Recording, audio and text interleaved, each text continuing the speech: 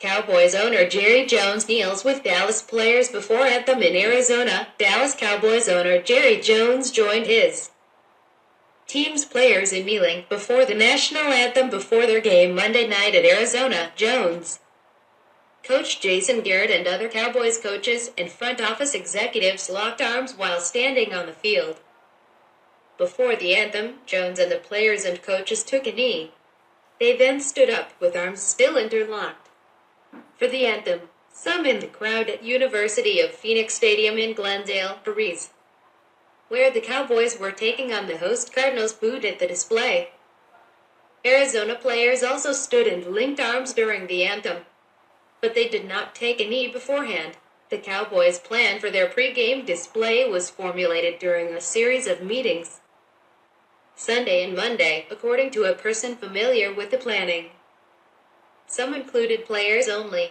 Some involved team captains only. Garrett met with all the players. The Cowboys tossed around ideas and sought a solution that promoted unity while satisfying both the group of players who wanted to kneel for the anthem and the group that wanted to stand for it. Once the compromise was reached, members of the Cowboys ownership group discussed the plan with representatives of the Cardinals ownership. The person with knowledge of the planning said, "It was the latest show of unity or protest by NFL teams since President Trump said Friday at a campaign rally in Alabama that owners should fire players who refused to stand for the anthem." The Pittsburgh Steelers, Seattle Seahawks and Tennessee Titans were not on the field for the anthem before their games Sunday. Many players on other teams chose to kneel for the anthem. Other teams demonstrated unity with players standing with interlocked arms. Several owners stood on the sideline with their players and locked arms with them. But Jones became the first owner to kneel. Everyone should know, including the president. This is what real locker room talk is.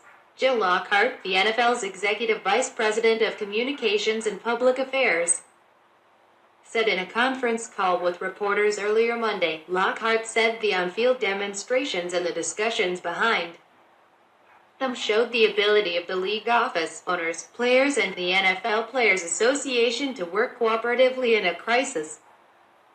He said there would be no league-imposed discipline for those teams or players that did not participate in the anthem Sunday.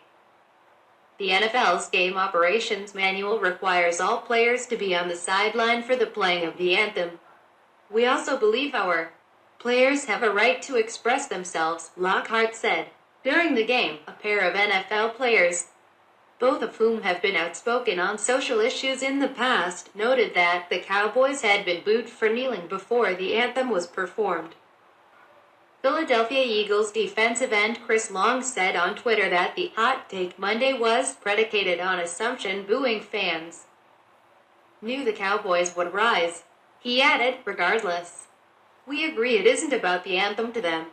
Tonight taught me that it ain't about the anthem." Eagles wide receiver Torrey Smith tweeted, "Folks just don't want to hear about it." Long and Smith were joined by Eagles owner Jeffrey Lurie Sunday as the team stood and linked arms during the anthem before a game against the New York Giants. "I think that says a lot about him," Smith said Sunday of Lurie. "The man he is and the change he's trying to create in this city. As a teammate, you got to listen and you have to support them.